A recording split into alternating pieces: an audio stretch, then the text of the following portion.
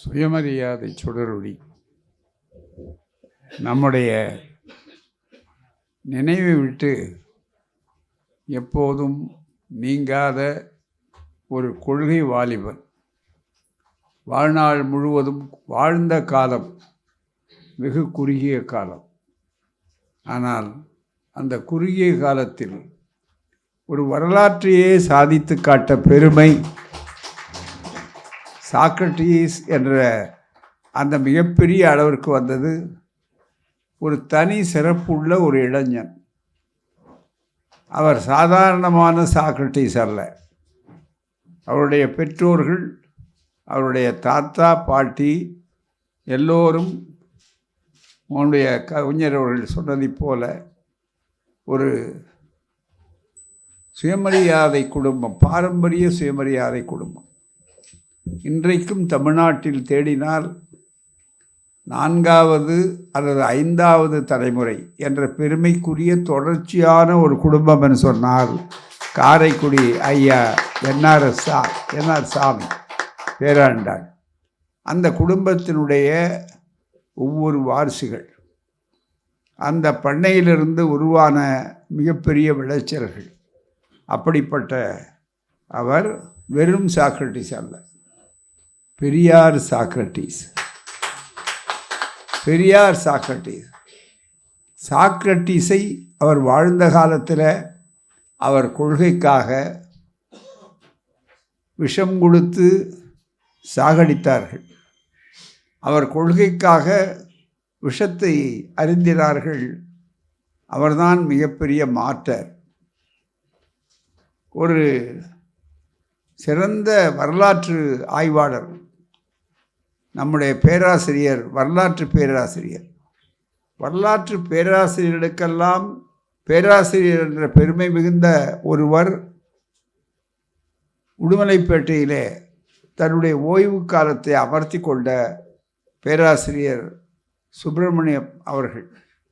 அவர் பிறப்பினால் ஒரு பார்ப்பனர், சிந்தனையினால் ஜாதிகளை அகற்றிய ஒருவர்.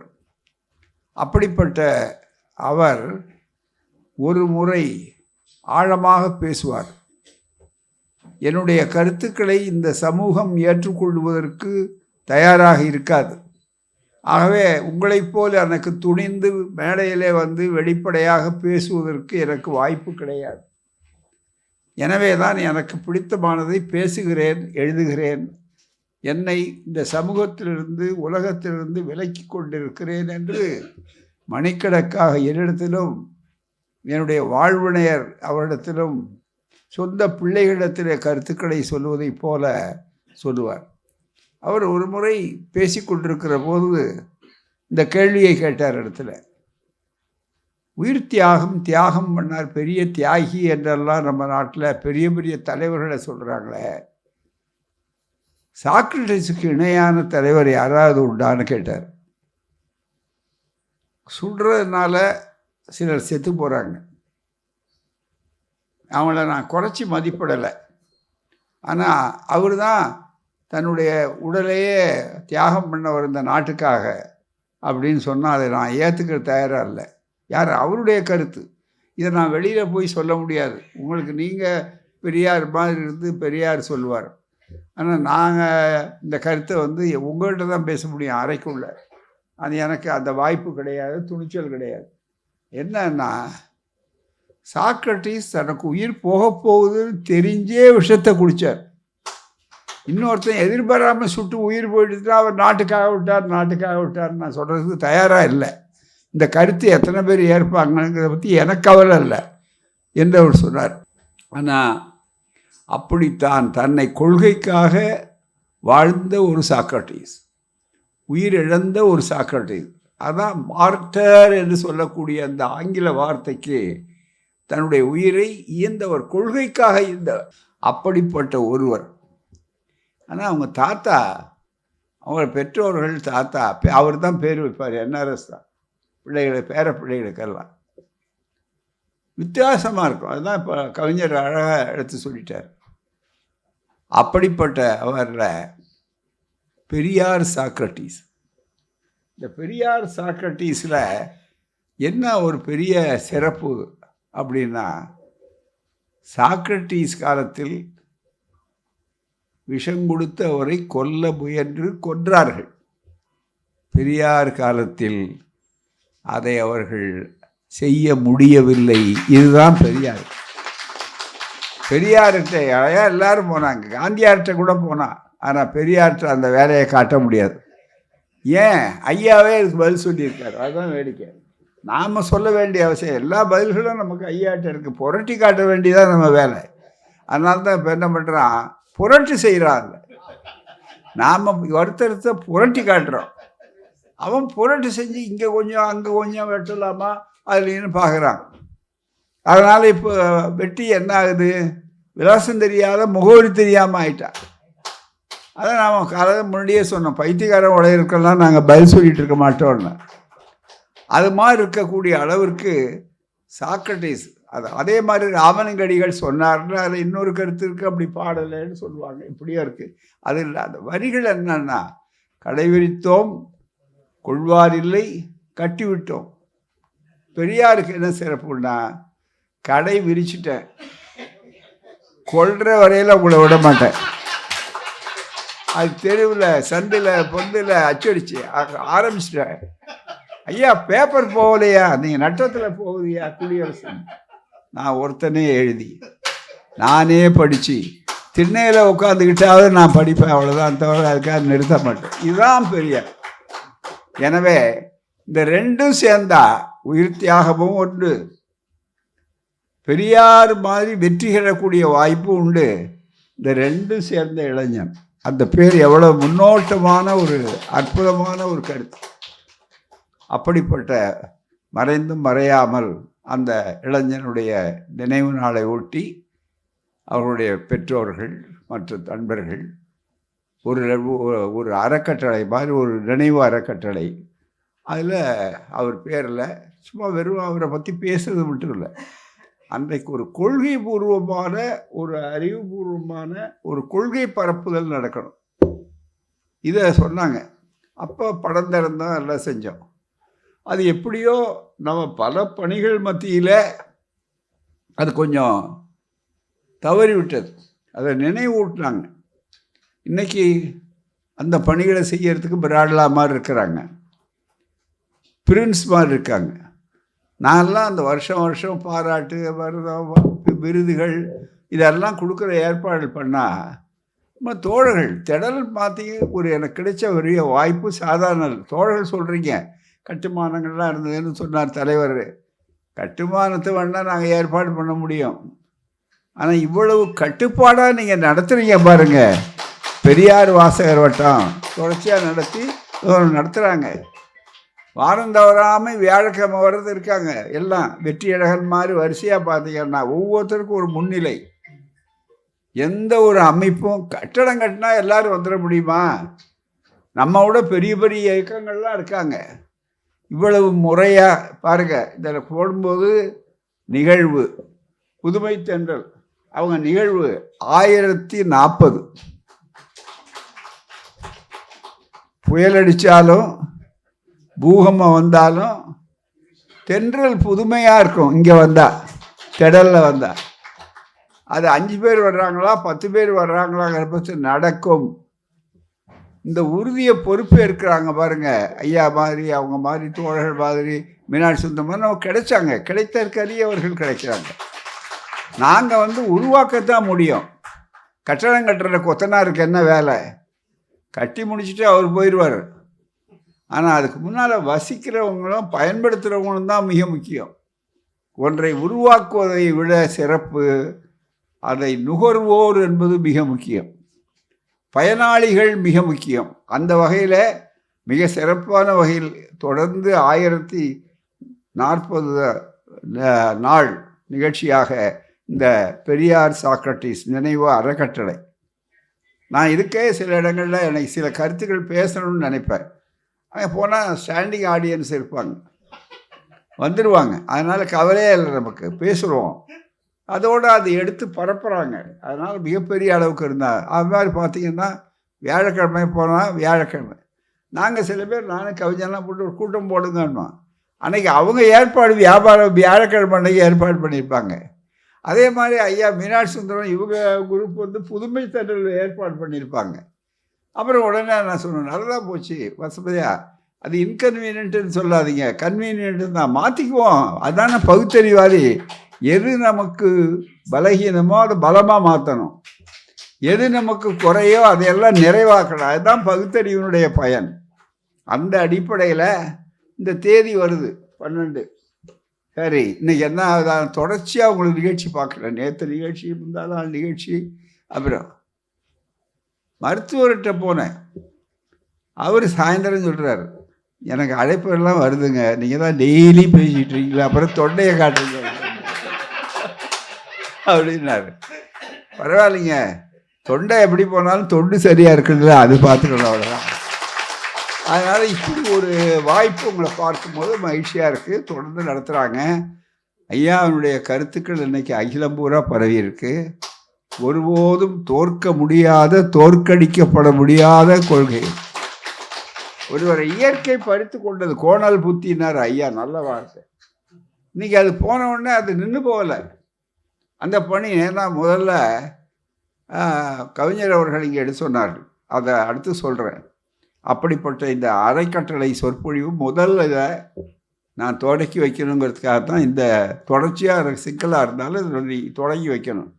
இதை ஆண்டு தவறாமல் இந்த தேதி, அதை ஒட்டிய தேதிகள் அதை நடத்துவோம். அதில் நல்ல தலைப்பிட்டு செய்திகளை நல்ல அளவுக்கு இதை செய்யணும். இது தோழர்களுக்கு ரொம்ப அன்பு கட்டளை. அதுதான் நிச்சயமாக திராவிட கழக சார்பிலேயோ அல்லது பெரியார் நூலக வாசகத்திலேயோ நடத்துவோம். அப்படிப்பட்ட இந்த அருமையான நிகழ்ச்சிக்கு வரவேற்புரையாற்றிய புதுமை இலக்கியத்தங்கள் செயலாளர் கலையரசன் அவர்களே, தலைமையேற்றிருக்கக்கூடிய நமக்கு கிடைத்திருக்கரிய பாவலர், அதுக்கு முன்னால் பாவலர் பாலசுந்தரன் இருந்தார். ஓடி வந்த இந்தி பெண்ணே கேள், நீ தேடி வந்த நாடிதல்லவே என்பார். பாவலர் பேசினார்னா சங்குகள் நிறமும் மாறும், சந்தனம் மனமும் மாறும். அப்படி அந்த 4 வரி எழுதுனா அந்த அதோடு அவருடைய கம்பீரம். அவர் மறைஞ்சாருன்னு பார்த்தா பட்டுப்பாவலர், அவருடைய வாழ்க்கை இணையவர், அவருடைய மகள், அவருடைய மகன் தமிழரசன், இவங்கெல்லாம் பார்த்திங்கன்னா குடும்பமாக. இன்றைக்கி இறையன் போயிட்டாருன்னு வருத்தமாக இருக்குது.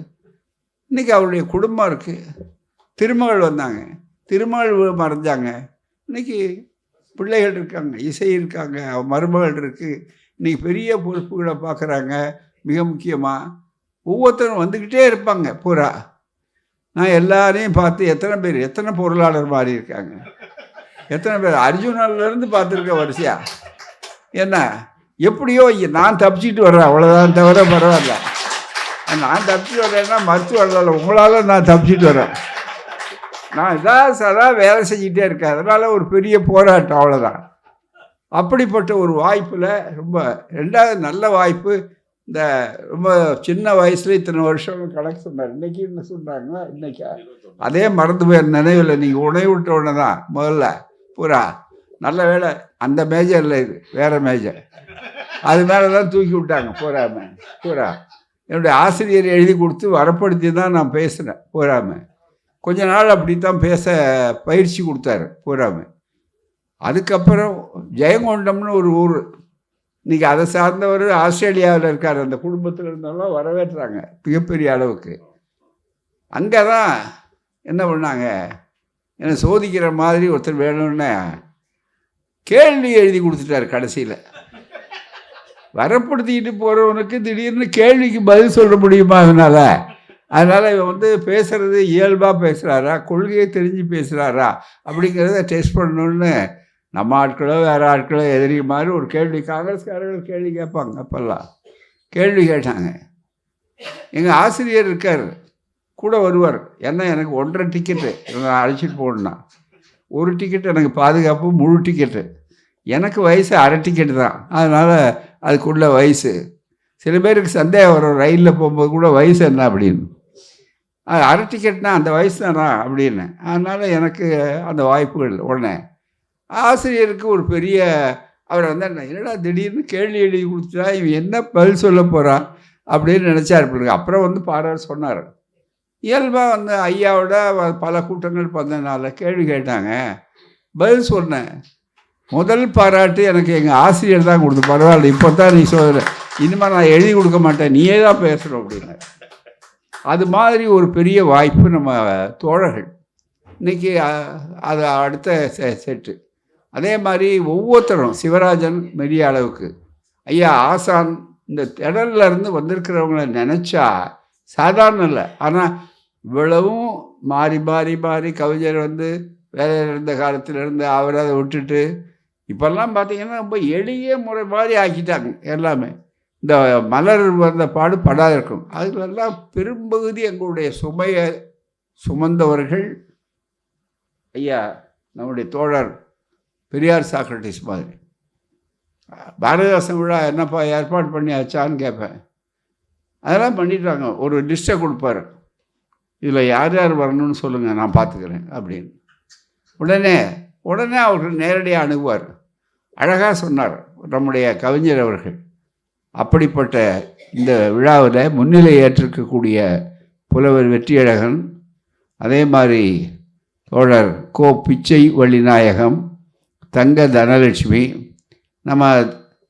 நம்முடைய தங்க தனலட்சுமி தம்பதிகள் இருக்காங்களே, அவங்க ஒரு தைரியம். எந்த கூட்டத்துக்கு போனாலும் நமக்கு கூட்டம் வருதோ இல்லையா, 2 பேர் உறுதியாக இருப்பாங்க. அது தைரியமாக, அதனால் முக்கியமாக, அதனால் அவங்க இருப்பாங்க. புத்தகம் கொடுத்தாலும் முதல்ல அவங்க தான் வாங்குவாங்க, அதனால ஒரு சந்தேகமே இல்லை. அதனால் நமக்கு இந்த மாதிரி ஒரு குடும்ப உணர்ச்சி, குடும்ப பாசம், அந்த கொள்கை பாசத்தோடு இருக்கக்கூடிய தோழர்கள். அதே மாதிரி கவிஞர் வாசல் எழிலன், ராவணன் மல்லிகா, இப்படிப்பட்ட பல தோழர்கள். நன்றி உரை கூட இருக்கக்கூடிய புதுமை இலக்கிய தொண்டர் பொருளாளர் மாணிக்கம் அவர்கள், எல்லாவற்றை விட கவிஞர் அவர்கள் ரொம்ப அழகாக இதுக்கு ஒரு நல்ல தொடக்க உரை ஆற்றினார். ஒரு அறிமுக உரை சொன்னார். உங்களுக்கெல்லாம் சில பேர் பெரியார் சாக்ரட்டிஸை பார்த்துருக்க வாய்ப்பு இருக்காது, பழகக்கூடிய வாய்ப்பு இருக்காது சில பேருக்கு. நல்ல இளைஞனை நாம் இழந்தோம். அந்த இழப்புக்கு ஆறுதல் இல்லை. இருந்தாலும் அந்த கொள்கை பூர்வமாக இன்றைக்கு வரும்போது நம்ம அந்த துயரத்தை போக்கவும், துன்பத்திலிருந்து வெளியே வரவும், தொடர்ந்து நம்முடைய தொண்டரத்தை தொடரவும் இது ஒரு வாய்ப்பு. ஆகவே அதை ஒரு நல்ல தலைப்பாக ஆக்கி கொண்டு சொல்லணும் அப்படிங்கிறதுக்காக தான் மூட நம்பிக்கையை பற்றி இந்த தலைப்பு. சுயமரியாதை இயக்கமும் மூடநம்பிக்கை. நல்ல தலைவர் அவர்களும் அழகாக அந்த தலைப்பை ரொம்ப நல்லா சொன்னார். ஓஎன் சகோதரரே ஒன்றுக்கு மஞ்சாதியிலிருந்து அந்த கவிதைகளை சொன்னார். நம்ம நாட்டில் எவ்வளவு முட்டாள்தனம். அதுலேயும் இப்போ அண்மை காலத்தில் பார்த்திங்கன்னாக்கா, பொதுவாக நம்முடைய நாட்டில் உலக அளவுக்கு நம்ம இங்கே வந்தார் சயின்ஸ் அண்ட் ரிலீஜன், அறிவியலும் மதமும், சயின்ஸ் அண்ட் ரிலீஜன், அறிவியலும் மதமும், ஆர் தே கம்பேட்டிபிள்? பால் கர்ட்ஸ் அதை எழுதி அவர் அமெரிக்கா நான் போனப்போ எனக்கு கையெழுத்து போட்டு கொடுத்தாரு. அதுதான் வேடிக்கை. இந்த புத்தகம் மிகப்பெரிய அளவுக்கு ரொம்ப அன்போடு அவங்க நிறைய நம்ம மாதிரியே நிறைய புத்தகங்கள் போட்டு செய்யக்கூடியவர். அங்கே ஒரு பெரிய பதிப்பம் ஒரு பெரிய அளவுக்கு இருக்குது. இப்போ இல்லை, இன்றைக்கி மறைஞ்சிட்டார் அவர் அற்புதமான ஒரு ஆய்வாளர்கள். ஆனால் மக்கள் இயக்கங்கிறது பெரியார் உண்டாக்கிற ஒரே இயக்கம், பகுத்தறிவு இயக்கம், சுயமரியாதை இயக்கம், மக்கள் இயக்கம். அதனால் அந்த அறிவுஜீவிகள் மத்தியிலேயே ஒரு அரங்கத்துக்குள்ள பெரிய கூட்டம் இங்கே வந்தாங்க. எல்லாம் capital, social capital, rationalist capital of India Chennai, இன்னும் பெரியார் திடலில் பேசுகிறாங்க அந்த அம்மா. அவங்க என்னை செயின்ட் லூயிஸ் அமெரிக்காவில் கூட்டிகிட்டு போகிறாங்க. நான் இதுக்காக டிட்ராய்ட்லேருந்து மகள் வீட்டிலேருந்து ஃப்ளைட்டில் போயிட்டு பேசுறதுக்கு போனேன். நான் ரொம்ப ஆர்வத்தோடு எல்லாம் பெரிய அளவில் பேசுகிறோம், மகிழ்ச்சியாக இருக்கும் அப்படின்னு நினச்சி. அந்த அம்மா எனக்கு விமானத்தில் ஒருத்தர், அங்கெல்லாம் வழக்கமாக ஒருத்தர் 2 பேர் தான் வரவேற்பாங்க, எல்லாம் பணியாற்றுறவங்களாக இருப்பாங்க. அப்போது வரவேற்றாங்க. வரவேற்போ 2 பேர் வந்தாராங்க. நம்முடைய அரசு செல்லையா அந்த பகுதியில் இருந்தார். அவரும் என்னை அழைச்சிட்டு போனார். போன உடனே ஒரு அரங்கம், நல்ல பழைய புத்தகங்கள் அதெல்லாம் இருக்குது. அவங்க எல்லாம் பார்த்திங்கன்னா, நான் நினச்சேன் இந்த மாதிரி நிறைய சேர் போட்டு தோழர்கள் வந்திருப்பாங்க அப்படின்னு நினச்சேன். அங்கே ஒரு சேரு இங்கே ஒரு சேர், இந்த ரவுண்ட் டேபிள் கான்ஃபரன்ஸ் மாதிரி சோஃபா செட்டு மாதிரி நல்ல வசதியாக இருந்து, ரொம்ப வயசானவங்க ஒரு 6 பேர் 7 பேர் 10 பேர் வந்தாங்க. கொஞ்சம் கொஞ்சமாக வந்தாங்க. என்னையா இவ்வளோதான் இருக்கு, நாம் இவ்வளோ கஷ்டப்பட்டு வந்திருக்கோம். 10 பேர் வந்தாங்கண்ணே. அந்த அம்மா வந்து பணியிலேருந்து வர்றாங்க, கொஞ்சம் லேட்டாக வருவேன்னு சொல்லிட்டு வந்தாங்க. அவங்களுக்காக வெயிட் பண்ணணும். என்கிட்ட எல்லோரும் கை கொடுத்து, எல்லாம் வயசானவங்க, என்னை விட எல்லோரும் மூத்தவங்க, வயசானவங்க எல்லாம் கை கொடுத்து வந்தாங்க. என்ன அப்படின்னு கேட்டோம். ஓ, கை தட்டி சொல்கிறாங்க. 10 பேர் 15 பேர் ஆயிடுச்சு. Biggest crowd as audience. எனக்கு 15 பேர் வந்துட்டு அவங்க அவ்வளோ யாரும் அவ்வளோ கூட்டம் வந்ததே இல்லை. நாம் வந்து என்ன நினைப்போம், எல்லாம் உட்காந்துக்கிட்டு பார்த்தீங்கன்னாக்கா சோஃபாவில் உட்காந்துக்கிட்டு அவங்கவுங்க கேள்வி கேட்டு அப்புறம் பதில் சொல்லி ரொம்ப நிகழ்ச்சி நடந்தது. அது கடைசியில் சொல்லும்போது சொன்னாங்க, oh miss Veeramani, don't think that this is a very small audience. So far in our history of our this is the biggest crowd audience, a large number. ஓஹோ சார் தான், இதான் அவங்க பகுத்தறிவு அப்படின்னு. அது மாதிரி இருக்கக்கூடியவங்க, அந்த மாதிரி வாய்ப்புகள். எனக்கு எதாவது சொல்லணும்னு பார்த்தாரு. உங்களுக்கு எதாவது பேச்செல்லாம் கேட்ட பிற்பாடு ஏதாவது வந்து பண்ண முடியுமான்னு பார்த்தேன். ரொம்ப பின்னால் வந்து பைபிளை வந்து பின்னால் ரொம்ப மாற்றிட்டாங்க. அதனால் இங்கே நான் வேறு யாருக்கும் கிடைக்காத புத்தகம் வச்சுருக்கேன் பாருங்க அப்படின்னு ஒருத்தர் சொன்னார். அது பொறுப்பில் இருந்த தலைவர். அது இவ்வளோ பெரிய புக்கு, அதில் பின்னால் வர்றதெல்லாம் டெஸ்ட்மெண்ட்டில் மாற்றிருக்காங்க. அந்த ஒரிஜினல் வந்து இருந்ததை பற்றி வாங்கி போடணுன்ட்டு அப்படியே வச்சுருக்கேன். நாங்கள் இதுவரையில் பார்த்தோம். ஆனால் உங்கள் பேச்சு அது இது பெரியாரை பற்றி எல்லாம் பேசுகிறத கேட்ட பிற்பாடு இது ரொம்ப முக்கியமானவங்ககிட்ட இருக்கணும் இந்த புத்தகம். இங்கே நாளைக்கு என்ன ஆகணும் அதை உணர்ந்ததில்லை. அதனால் உங்களுக்கு இதையே ப்ரெசென்ட் பண்ணுறோன்னு எழுதி அங்கேருந்து கொடுத்தேன். வாங்கிட்டு வந்து லைப்ரரி கொடுத்துருக்கேன். நம்ம நூலகத்தில் இருக்கிறது ஒரு மிகப்பெரிய அது வந்து 200 ஆண்டுகளுக்கு முன்னால் 100 ஆண்டுகளுக்கு முன்னால் கிடைச்ச ஒரு அச்சில் போட்ட ஒரு பழையான மாற்றப்படாத பல விஷயங்கள் உள்ளடக்கப்பட்டது. அது மாதிரி மேல்நாட்டில், நம்ம நாட்டில் பார்த்திங்கன்னா இந்த தலைப்பு அருமை அறிஞர் அண்ணா அவர்கள் சொன்னார். ரொம்ப ஒரு வார்த்தை அன்னைக்கு அவ்வளோ அற்புதமாக 18 ஆண்டுகள் பிரிஞ்ச பிற்பாடு வந்திருக்கக்கூடிய அதில் அண்ணா பேசினப்போ சொல்கிறாரு, கேட்குறோம், மகிழ்ச்சியாக இருக்குது. ரொம்ப அவர் மனம் திறந்து பேசுகிறார். 18 ஆண்டுகளுக்கு பிறகு வந்து உட்காந்து முதல்வராக இருக்கார். ஐயாவுக்கு பெருமையாக இருக்குது, மகிழ்ச்சியாக. திருச்சியில் அன்றைக்கு பிறந்தநாள் விழாவில் பேசுகிறார். புட்டிங் செஞ்சுரிஸ் இன்டிய கேப்சூலுங்கிற ஆங்கில வார்த்தையை பயன்படுத்தினார். அதாவது பல நூற்றாண்டுகளை ஒரு நூற்றாண்டுக்குள்ளே அடக்கிறார் பெரியார் சாதனைகளை. புட்டிங் செஞ்சுரிஸ், பல நூற்றாண்டுகள். ஒரு கேப்சூல், ஒரு சின்ன குழிய கேப்சூல்காக மருந்து கேப்சூல், அதில் எப்படி மருந்து இருக்கோ அது மாதிரி பெரியார் செஞ்சார் அப்படின்னாரு. அதுதான் சுயமரியாதை இயக்கம். அந்த சுயமரியாதை இயக்கத்தினால தான் புரட்சி கவிஞர் வந்ததிலிருந்து பெரிய அளவில் உண்டாக்குனார். ஒரு காலத்தில் சுப்பிரமணியர் துதியமுது பாடினவர் புரட்சி கவிஞர், அவரே சுயமரியாதை ஈர்த்தது. அப்புறம் அவர் எவ்வளோ மாற்றினார். இப்படி எத்தனையோ சொல்லலாம் நண்பர்களே. சுயமரியாதை இயக்கம், ஜாதி ஒரு மூட நம்பிக்கை, ஜாதி ஒரு கட்டு, மனக்கட்டு. ஐயா அம்பேத்கர் அழகாக சொன்னார், புரட்சியாளர் அம்பேத்கர். அது ஒன்றும் கட்டடம் இல்லை, உடனே தூக்கி கொண்டு போய் கடப்பாறை வந்து இடிச்சு விட்டுறது, புல்டோசரை விட்டு இடிச்சிடலாம் ஒரே நாளில். அது வந்து கட்டடம் இல்லை. எங்கே கட்டி பத்திரமா வச்சுருக்கான்னா மூளையில் வச்சுருக்கான் ஒரு கட்டடம். அந்த அந்த ஆணவம், ஜாதி ஆணவம், பிறப்பு உயர்ந்த ஜாதி கீழ் ஜாதி, அப்புறம் பார்க்க எழுதியிருக்கான். எந்த நாட்டில் காட்டு முன்னாடித்தனம் இவ்வளோ உச்சக்கட்டம் இருக்குது அப்படின்னு. நம்ம இன்றைக்கி எல்லாம் வளர்ந்துட்டோம். அதனால் இன்றைக்கி பல பேருக்கு தெரியாது பெரியார் என்ன செஞ்சார்னு கேட்குறான். இவனை சமமாக உட்கார வைக்கிறதே பெரியார் தான். நம்ம எல்லாரையும் யார் என்ன ஜாதின்னு தெரியாது. இன்றைக்கி பெரிய அளவில் மூட நம்பிக்கைகளில் முதல் மூட நம்பிக்கை ஜாதி. என்ன, ஒருத்தன் பிறந்தான், இன்னொருத்தன் தோளில் பிறந்தான், இன்னொருத்தன் தொடையில் பிறந்தான், இன்னொருத்தன் காலில் பிறந்தான், இன்னொருத்தன் எங்கே பிறந்தான்னு தெரியாத அளவுக்கு அதை விட கீழே இருந்தான், அப்படின்லாம் சொல்லக்கூடிய அளவுக்கு வந்தபோது அம்பேத்கர் மாதிரி பின்னால் வந்து கேட்டாங்க இவங்க. டாக்டர் டிஎம் நாயர் நம்ம திராவிட இயக்கத்தை உண்டாக்குனவர். அவர் மாதிரி அவருடைய உரைகள்லாம் நம்மகிட்ட இருக்குது, புத்தகங்கள் போட்டிருக்கோம். அந்த புத்தகங்களில் ஒரு பெரிய சிறப்பு என்னன்னா, அவர் கேட்டார், என்ன மூட நம்பிக்கையில் இவ்வளோ மோசமாக உண்டா? நான் ஒரு பெரிய டாக்டர், நான் ஒரு பெரிய அறுவை சிகிச்சையாளர் தான்.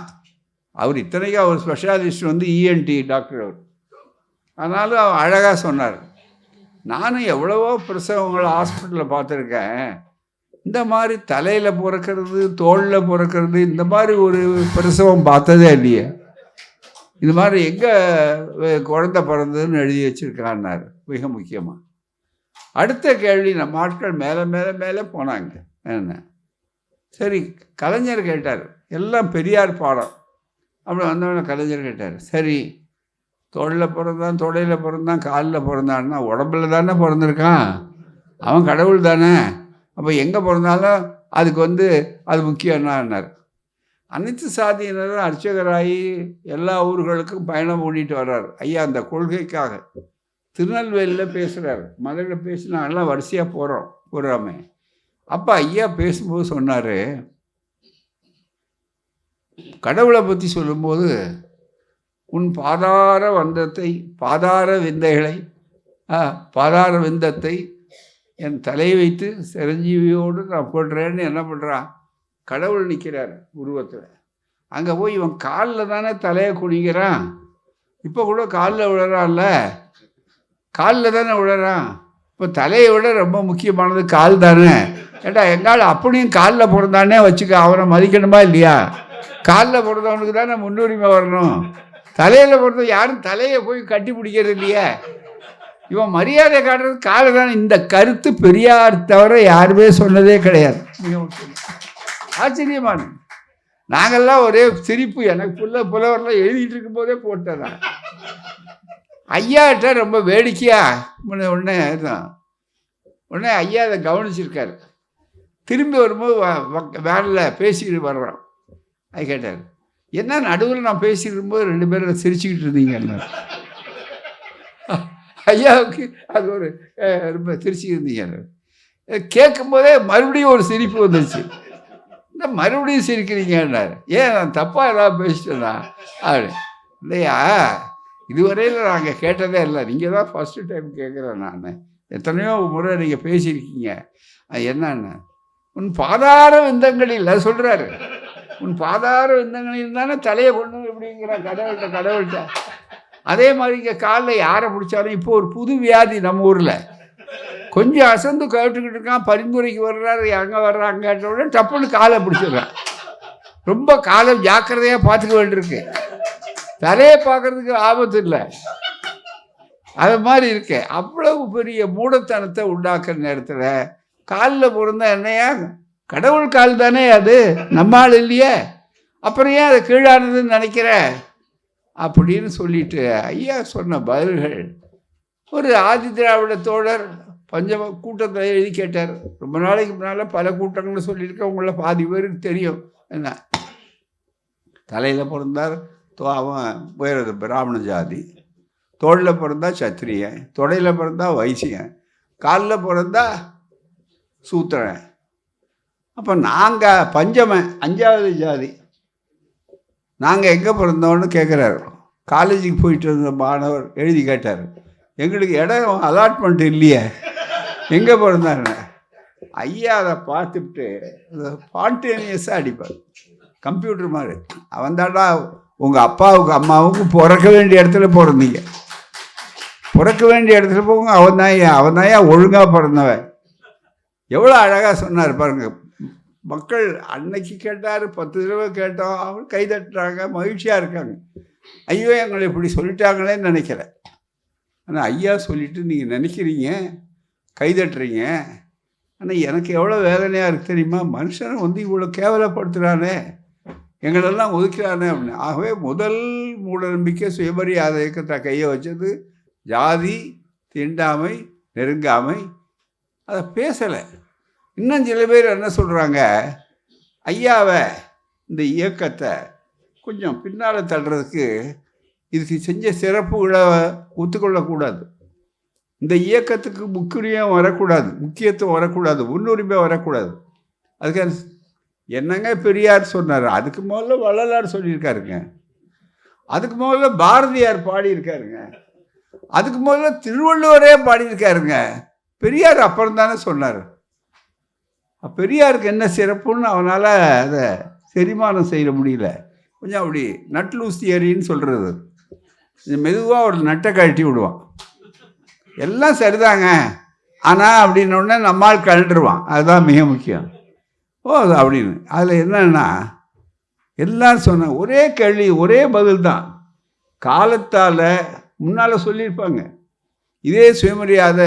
ஏன் சிவவாக்கியர் பாடல ஜாதி கிடையாதுலாம் போட்டான்னா பணத்தி போகம் வேறு ஏதோ பறச்சி போகம் வேறு ஏதோலாம் பாட்டு பாடுறான்.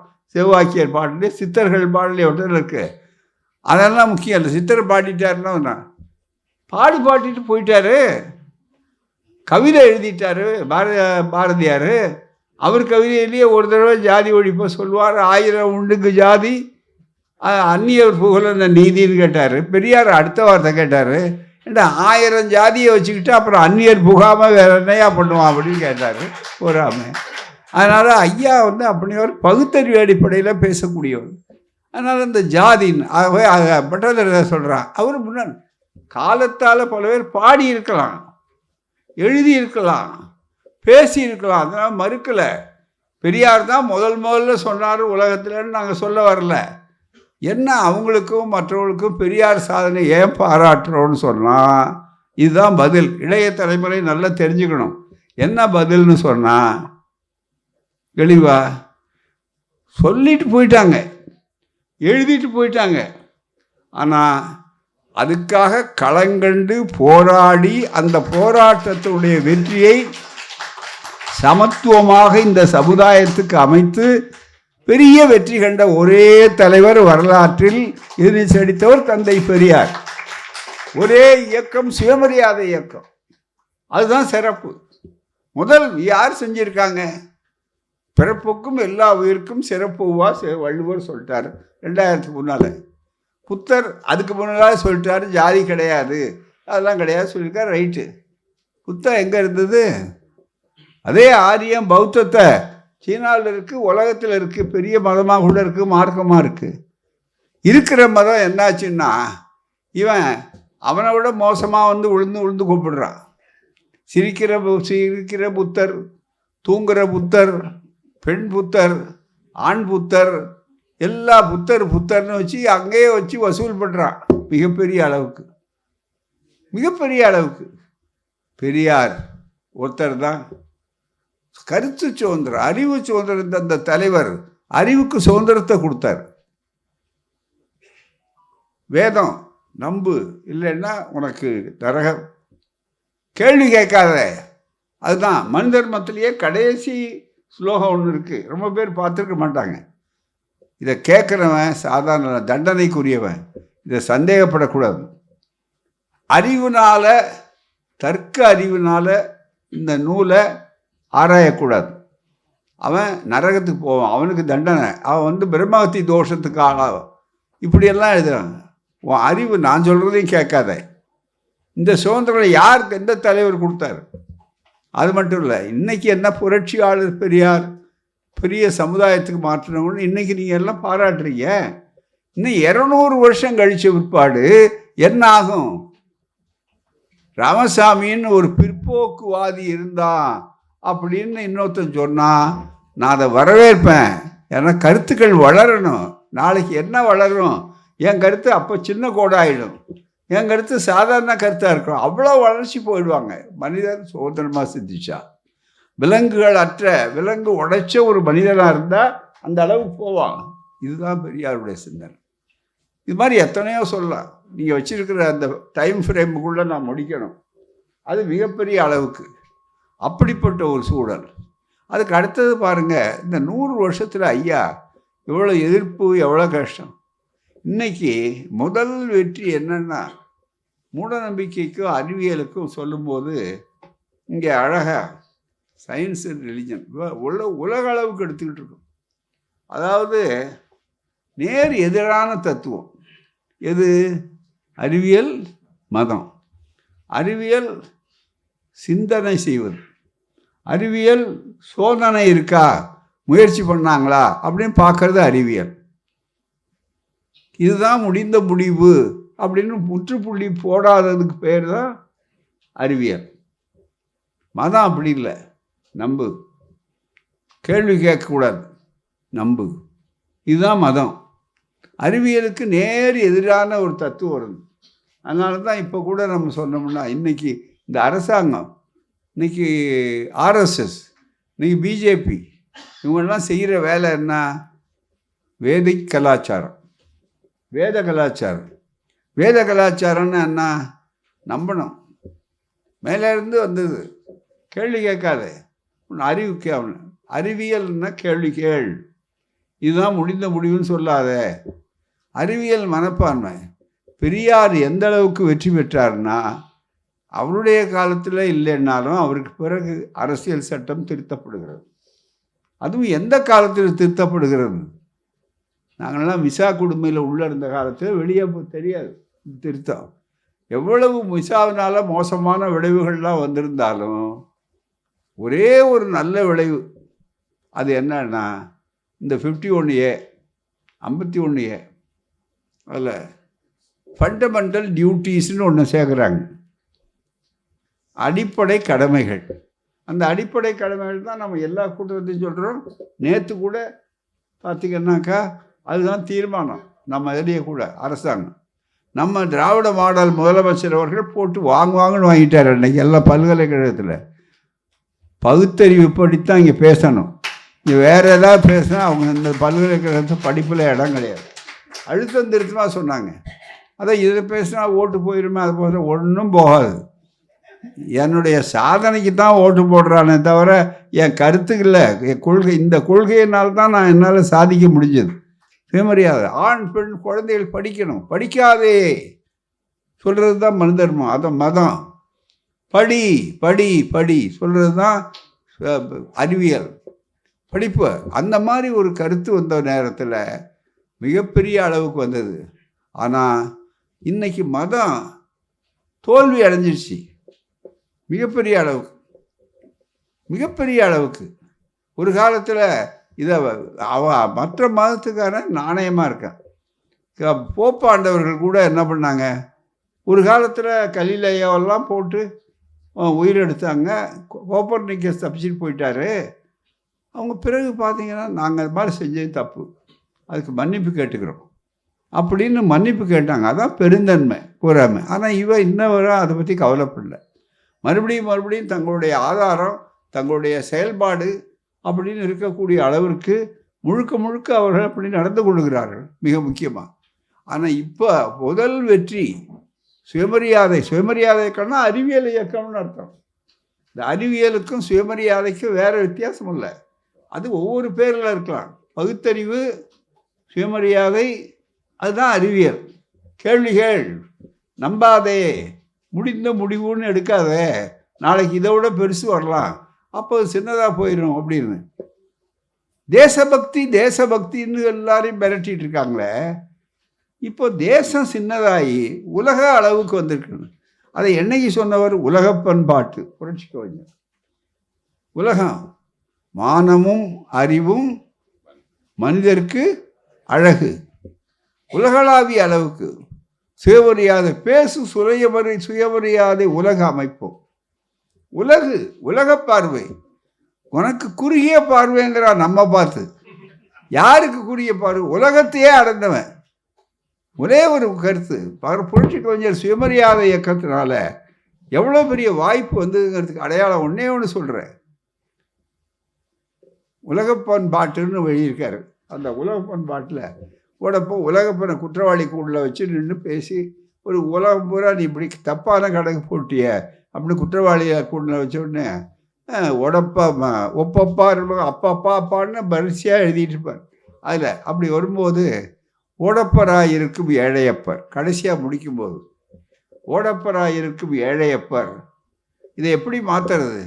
உதயப்பர் ஆகிவிட்டால் உதயப்பர் ஆகிவிட்டால் ஓர் நொடிக்குள் ஓடப்பர் ஓடப்பர் உயரப்பர் எல்லாம் மாறி ஒப்பப்பர் ஆகிவிடுவார். இதை உணரப்பா நீ அப்படின்னார்.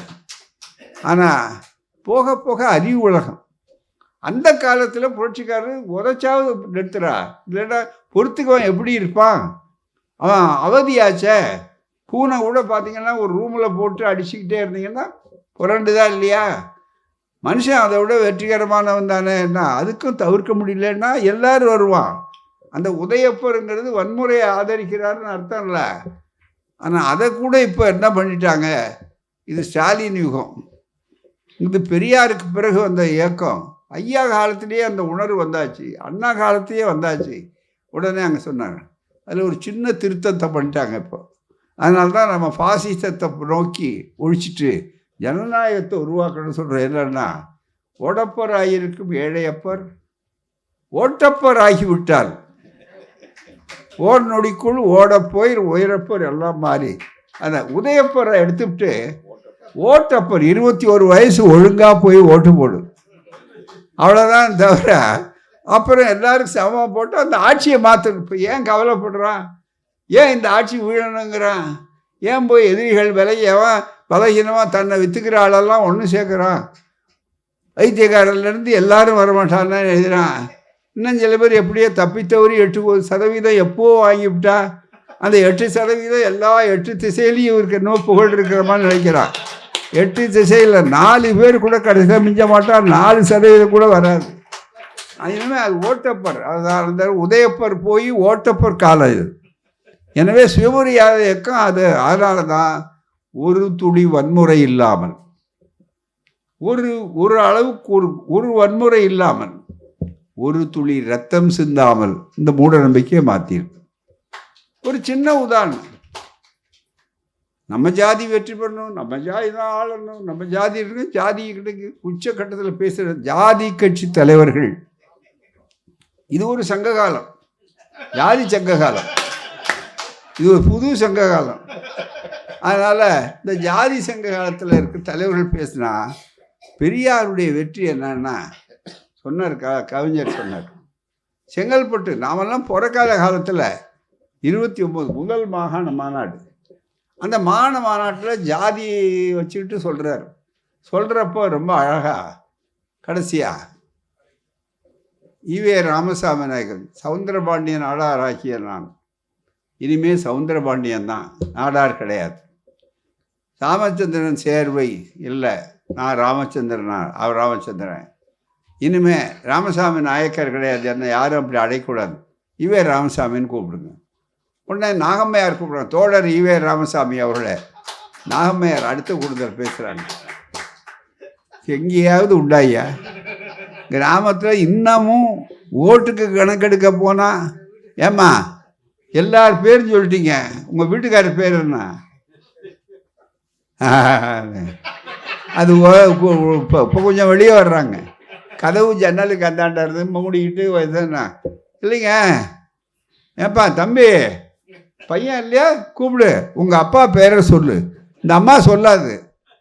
இப்படி இருந்தது. இப்போ அதெல்லாம் மாறிடுச்சுன்னா எப்படி மாறிச்சு? எல்லாரையும் போட்டு அடித்தாரா பெரியார்? இல்லை எல்லாரையும் போயிட்டு குண்டு ஏவுகணை விட்டாரா? அறிவு கணை விட்டார். அதுதான் மிக முக்கியம். அது மிகப்பெரிய அளவுக்கு. உடனே பார்த்தீங்கன்னா இப்போ எந்த அளவுக்கு வந்தாச்சு, மிகப்பெரிய அளவு. அந்த ஜாதிய சரிம்மா ஆள் இல்லை சீக்கிரம் சொல்லுமா. அதாங்க இந்த தெற்கத்தி பக்கம் ஒரு கடவுள் இருக்கு பாருங்க, அந்த கடவுள் பேர் தாங்க எங்கள் வீட்டுக்காரர் பேர், எழுதிங்க. தெற்கத்தி பக்கம் ஒரே ஒரு கடவுள் தான் எழுதிட்டு போடுவார். நம்மகிட்ட 1 கோடி கடவுள் வச்சுருக்காங்க. இது என்ன தவறு எழுதுறது? போய் அங்கே வாத்தியார் என்ன எழுதுறது அவருக்கு கதை. ஒன்று சரிம்மா தெற்கத்தியில் அவரா பரமேஸ்வரனா, இவரா அவரா, அங்கே இவர் இருக்காரு, நெல்லையப்பா இருக்காரு, நல்ல சாமி இருக்காரு, அதெல்லாம் கட்டிக்க அவ்வளோ தூரம் கிடையாதுங்க. இன்னும் கிட்ட வாங்க. இந்த அம்மா கிட்ட வரமாட்டேங்குது, பேரில் வாய்க்கு பேர் வர மாட்டேங்குது. அதாங்க இன்னும் கொஞ்சம் மருத இருக்குல்ல, மதுரை வராது. மருதைக்கு பக்கத்தில் இருக்கிறத குதிரை பாருங்க, அதுக்கு பக்கத்தில் போனால் அந்த ஊர் இருக்கு பாருங்க, அதுதாங்க. உயிரை எடுத்து ஒரு ஆள்கிட்ட ஒரு நிமிஷத்தில் செலவு பண்ணிட்டு போக வேண்டிய விஷயத்த இது 1.5 மணி நேரம் இதுக்கு இழுத்து அடித்தா அவர் வாத்தியார் என்ன பண்ணுவார்? பட்டியல் எழுதுறது இப்போல்லாம் இப்போ மாறி போச்சு, எழுதுறான். இன்னைக்கு அதுவே இந்த இயக்க சாகித்ய சாதனை, பெரியார் செஞ்ச சாதனை மிகப்பெரிய அளவுக்கு. அப்புறம் அதுதாங்க மொட்டை போடுவாங்களே, அந்த மலை மேலே இருக்காரு, ஓஹோ முருகனா இல்லைங்க, அவருக்கு இன்னொரு பேர் இருக்கு பாருங்க, அதுங்க முருகனான்னா எதிர் போடுவாரு. அவருக்கு இன்னொரு பேர் இருக்கு பாருங்க, என்ன சுப்பிரமணியன். அதான் அதான் என்னையா அர்த்தம்? இன்னைக்கு பெரியார் என்ன செஞ்சார்? இந்த மூட நம்பிக்கை, இதே ஒரு மூட நம்பிக்கை இல்லைங்களா? புருஷன் பேர் சொல்லக்கூடாது. இப்போ கட்டம் வளர்ந்து போச்சு. மிஸ்டர் சுப்பிரமணியம், உங்களை ஃபோன் இருக்கு, வாங்க. மிஸ்டர் கூட ஐயோ சுப்பிரமணியம் ஐயா போட்ட அது பசங்க அதுவும் இதெல்லாம் இளைய தலைமுறை இருக்க. ஏண்டா போறியா? என் பேத்தி சொல்லுது, அவன் இப்போ வரமாட்டாயா, நீங்க போன. என்னையா அர்த்தம்? நான் அவங்க பாட்டிக்கு கோபம், என்ன இந்த மாதிரிலாம் பேசுற? ஐயா பாட்டி, நீங்களாம் எந்த யுகத்தில் வர்றீங்க? ஐயா பேசுறத கேட்டிருக்கீங்களா? பெரியார் பேசுறத கேட்டிருக்கீங்களா? கேட்குது பிள்ளைங்க. எப்படி பெரியார் ஒரு துளி ரத்தம் சிந்தாமல் நடந்த பொருள். ஜாதி ஒழிப்பு, மூடநம்பிக்கை ஒழிப்பு. அது மட்டுமே இல்லை, இன்னொரு சங்கதிகள் போய் பார்த்தா நல்லா நினச்சி பாருங்க. ஜாதி சங்க தலைவர்கள் நம்ம ஜாதி தான் எல்லான்னு கேட்குறது அவங்களுக்கு உரிமை இருக்குது, அதில் ஒன்றும் தப்பு இல்லை. நான் நீ பதவி கேட்குறாரோ உரிமை கேட்குறதோ இப்போ அது பிரச்சனை இல்லை. அவர்கிட்டயே ஜாதி பட்டம் கிடையாது. தமிழ்நாட்டினுடைய சாதனை அதுதான். எந்த ஜாதி சங்கத்தில் பேர் கேட்குறாரு பாருங்க, நம்ம ஜாதி இருக்க வேண்டாமா, நம்ம மக்கள். அதுக்கு பதிலாக இன்னொரு வார்த்தையை கௌரவமாக ஜாதின்னு சொல்கிறது வெக்கப்பட்டுட்டு தான். நம்ம இனம் வாழ வேண்டாமா? ஏன் இனமும் ஜாதியும் ஒன்றா? ஜாதிங்கிறதுக்கு வெக்கப்படுறான் பாருங்க. அங்கே தான் பெரியார் வச்சிருக்கு, அங்கே தான் பெரியார் வந்தார், அங்கே தான் சுயமரியாதை இயக்கம் வென்றது மிகப்பெரிய அளவுக்கு. இதுதான். அதுக்கு அடுத்தது பார்த்தீங்கன்னா இப்போ அதுக்காக என்ன பண்ணுறான்? இந்த குடிகாரனை பழக்கிறது, பழக்கி மேலே மேலே மேலே இளைஞர்களுக்கெல்லாம் அதை கற்றுக் கொடுக்கறது. சூதாட்டத்தில் பாருங்கள், ஆன்லைன் சூதாட்டத்தில் அவன் தற்கொலை பண்ணிட்டு போகிறான். அந்த மாதிரி இது என்ன அடுத்தது என்னென்னா ஜோசியம், ஜாதகம். அதுவும் மதம் எப்போ வாழுதுன்னா அறிவியலுக்கு நேர் எதிரான தத்துவம். அவன் மதம் வாழ்கிறதுக்கே அறிவியல், கம்ப்யூட்டர் ஜோசியம். இவன் குழாயை பார்த்து அங்கே ஒரு இதை வச்சுக்க கண்ணாடியை, பெரியார் கையில் இருக்க பெரிய பூத கண்ணாடி வச்சுருந்தா அவர் புத்தகம் படிக்கிறதுக்கு. இவர் அங்கேருந்து ஒரு குழாயை பாட்டிக்கிறார். இப்போது நவீன அஸ்ட்ராலஜி. அவர் உடனே காதில் மாட்டிட்டு வர்றாரு. இவர் உடனே அது சொல்லுவார், தொலைக்காட்சி யார் கண்டுபிடிச்சது? 33 தேவர்களில் யாருக்காவது ஒரு பயலுக்கு டிவின்னா என்னன்னு தெரியுமா? இப்போ மாரியாத்தாளுக்கு கூழ் வந்த உடனே வீடியோ வந்துச்சான்னு கேட்குறான் முதல்ல. அது வீடியோ சாட்சியாக, 33 தேவர்கள் சாட்சியாக கிடையாது, வீடியோ சாட்சியாக சுப்ரீம் கோர்ட்டு ஒத்துக்கிட்டான். தேவர்கள் யாரும் அக்னி தேவன் அக்னி சாட்சியாக கேட்டான். அக்னி கோர்ட்டுக்கு வந்தால் என்ன ஆகுறது? ஃபயர் சர்வீஸு சேர்த்து வரணும். மிக முக்கியமாக இவன் வீடியோ சாட்சியாக கரெக்ட் அது வந்தாச்சு. இன்றைக்கி யார் தயவில் இருக்குது அத்தனையும்? அது உடனே என்ன பண்ணுறான்? இப்போ கம்ப்யூட்டரை கண்டுபிடிச்சி இவங்க கையில் கொடுத்தா, கண்டுபிடிச்சவன் அவன் ஆப்பிள் அங்கேருந்து செஞ்சு அனுப்புகிறான். இவர் ஓம், அது தெரியாத பத்திரிகைலாம் பார்த்தீங்கன்னா ஓம் என்ன அர்த்தம்? ஓமா கண்டுபிடிச்சிருந்தா சரி, அவன் பேரை போடு. இந்த ஓமு கிடையாத, ஒன்றுமே கிடையாது. ஆகவே தான் அறிவியல், மூட நம்பிக்கை. எவ்வளவு ஜோசியம் இந்த புத்தகங்கள்லாம் எனக்கு கொடுத்தது தான். மூட நம்பிக்கையில் ஒரு சின்ன புத்தகம்லாம் வந்திருக்கு, நீங்கள் பார்க்கணும், மற்றவங்க கொடுக்கணும். இதை பாருங்கள், மிகப்பெரிய அளவு புத்தகம் சொல்கிறான். பெரிய அறிவுஜீவிகள் மத்தியம்தான் இது. அமெரிக்காவில் உலக அளவுக்கு, இந்திய அளவில் நம்ம மட்டும் இல்லை, இந்த கருத்து பரவி இருக்குது. Angels, devils and science, Pushpa M Bhargava, Chandana இங்கெல்லாம் வந்தார். நாம் அழைச்சோம், இங்கே நடத்தணும். ஹைதராபாத்தில் வந்தாங்க. எத்திஸ் சொசைட்டி விஜயவாடாவில் பேசுகிறாங்க. இவங்க எல்லாருமே இதில் எழுதியிருக்கார். ஜோசியம் நம்ம இந்த மூட நம்பிக்கையில் சோதிடத்துக்கு உலக அறிவாளிகள் சொல்கிறாங்க. இது எல்லாரும் பார்த்திங்கன்னா எப்போ சொல்கிறாங்க, சயின்ஸு நிறுவனம் இந்த புத்தகத்தில் மூட நம்பிக்கைகள் வாங்கி ரொம்ப சின்ன புத்தகம் பாருங்க.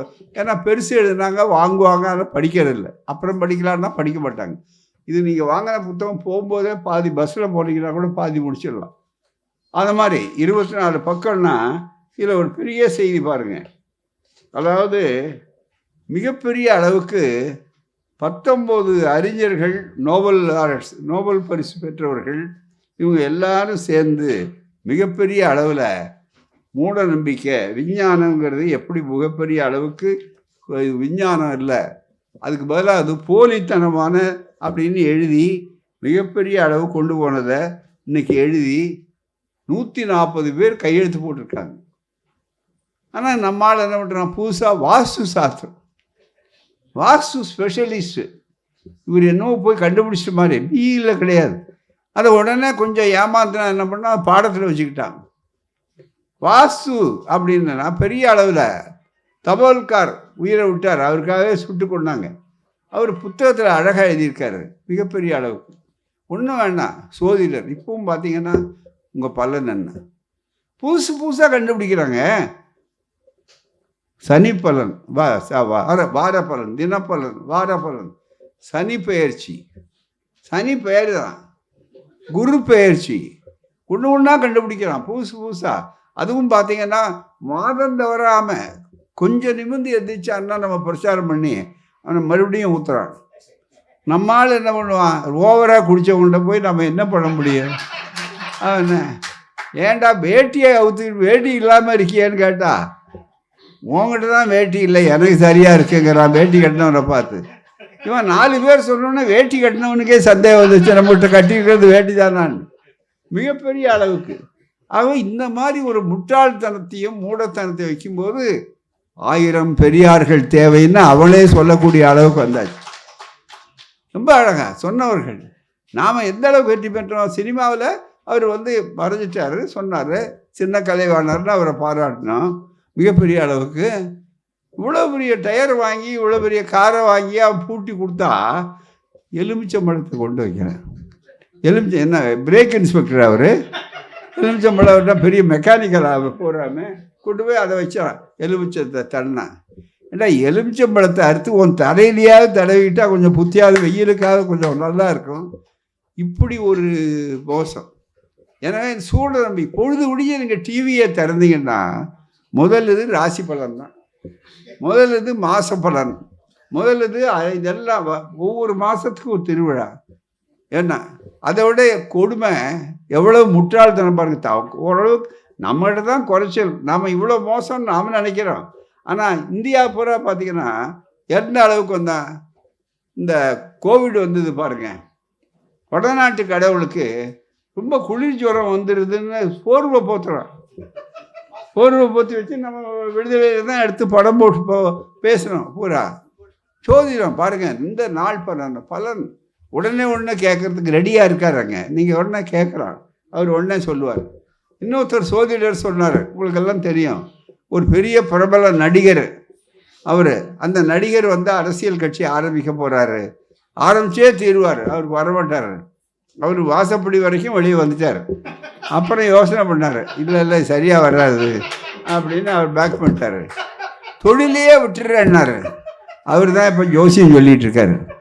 சோதிடக்காரனுக்கு எவ்வளோ நாணயான்னு பாருங்கள், மிக முக்கியமாக. அது மட்டுமே இல்லை, அடுத்தபடியாக சோதிடம் என்ன சொல்கிறான், ஒரே ஒரு கேள்வி, நேரம் ஆச்சு, ரொம்ப நேரம் முடிச்சிடுறேன், என்னன்னா கேட்குறான், என்ன புகழ்னு ஒரே ஒரு கேள்வி கேட்க ஜோசிடம் கேட்குறேன். இப்போ திடீர்னு பெரிய சண்டை 4 நாளில் முடிஞ்சிருக்கு, இன்னும் முழுமையாக வந்துடுச்சா இல்லையான்னு தெரியாது பாகிஸ்தானுக்கும் நமக்கும். உடனே மோடி வந்தார், எல்லாரையும் கூப்பிட்டாரு. சரி, இன்றைக்கி நாட்டில் எந்த அரசியலாக இருந்தாலும் வேண்டாம், ஒரு நாட்டுக்கு நமக்கு ஒன்று தான், ஒரு நாட்டின் சுயமரியாதை ரொம்ப முக்கியம் அப்படின்னு எல்லாம் நாம் தான் முதல்ல தமிழ்நாட்டில் பேரணி நடத்தின ஒரே மாநிலம் நம்ம தான் நடத்தியிருக்கோம். நம்ம முதல்வர் தான் பண்ணியிருக்காரு பூராமே. இவ்வளோ வந்தாச்சு. எந்த ஜோதிடனாவது இத்தனாம் தேதி இவ்வளோ பேரை சுட்டு கொல்ல போகிறான், எச்சரிக்கையாக இருங்க. ராகு எல்லாம் இல்லை, நம்மால் தானே ராகு கேது பயெல்லாம் என்ன பண்ணான், என்ன பண்ணிட்டு இருந்தான்? ராகு என்ன பண்ணான், கேது என்ன பண்ணான், மற்றவங்களாம் என்ன பண்ணாங்க? இந்த எல்லா சோதிட பலன்லாம் என்னாச்சு? இவ்வளோ திடீர்னு பாகிஸ்தான் சண்டை வரும் அப்படின்னு எங்கேயாவது ஏதாவது சொல்லியிருக்கானா? இல்லையே. சோதிடத்துக்கு அந்த சக்தி இருக்குன்னு நீங்கள் சொன்னீங்கன்னா, பகுத்தறிவாதி நாங்கள் ஏன் எதுக்குறோம்? நாங்கள் தானே முதல் ஆளாக இருப்போம். சரி, அடுத்து ஒரு கார் வரப்போகுது, இந்த வேகமாக ஹைவேயில் இன்னொரு கார் வரப்போகுது, 2 காரும் முட்ட போகுது அப்படின்னு சோதிடர் சொல்லிட்டாருன்னா, டிராஃபிக் கான்ஸ்டேபிளுக்கு வேலை இல்லை, விபத்தே வராத. நாங்களெல்லாம் முதல் ஆளாக இருப்போம் சோதிடத்துக்காரருக்கு மாலை போடுறதுக்கு. நல்லா நினச்சி பாருங்க. ஆகவே தான் மூட நம்பிக்கைகளை இந்த சுயமரியாதை இயக்கம் வாழ்நாள் முழுவதும் கண்டிக்கிறது. பெரியாருக்காக இல்லை. கடைசியாக நான் எப்பவும் சொல்கிற உதாரணத்தோடு இன்றைக்கி நிறைவு செய்கிறேன் இந்த உரையை. என்னன்னா, டாக்டருக்காகவா மருந்து சாப்பிட்றோம்? இல்லை வியாபாரி மருந்து கடைக்காரர் வருத்தப்படுவார, அவருக்கு வியாபாரம் ஆக வேண்டாமா, அதுக்கு தாங்க நான் மருந்து வாங்கியிருக்கேன் அப்படின்னு சொல்லுவாரா? நம்ம நோய்க்கு நாம் மருந்து சாப்பிட்றோம்.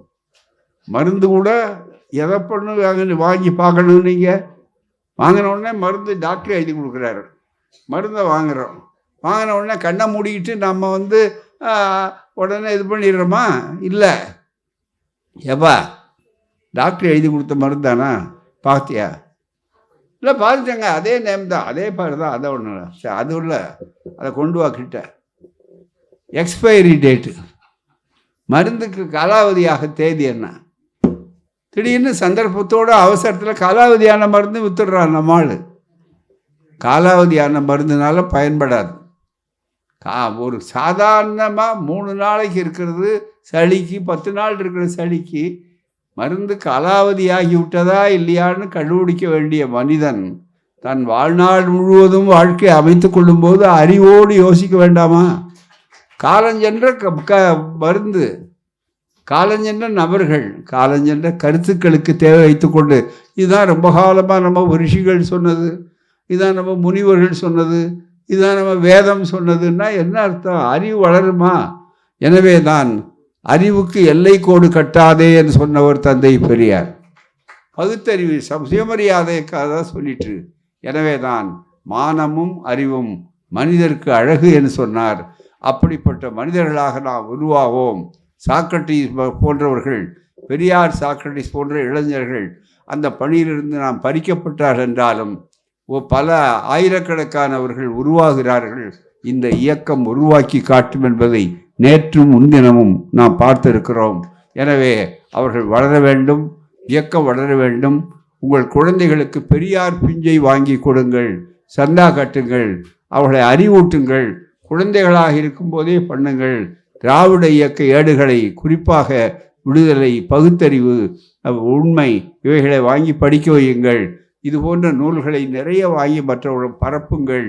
மூடநம்பிக்கை ஒழிந்த சமுதாயம் தன்னம்பிக்கை வளர்ந்த ஒரு சமுதாயமாக மாறும். எங்கே மூடநம்பிக்கை ஒழிகிறதோ அங்கு தன்னம்பிக்கை பெருகும். எங்கே தன்னம்பிக்கை பெறுகிறதோ அங்கே தன்னிறைவு தானே வரும். வாழ்க்கையில் வெற்றி பெறுவோம். நன்றி, வணக்கம்.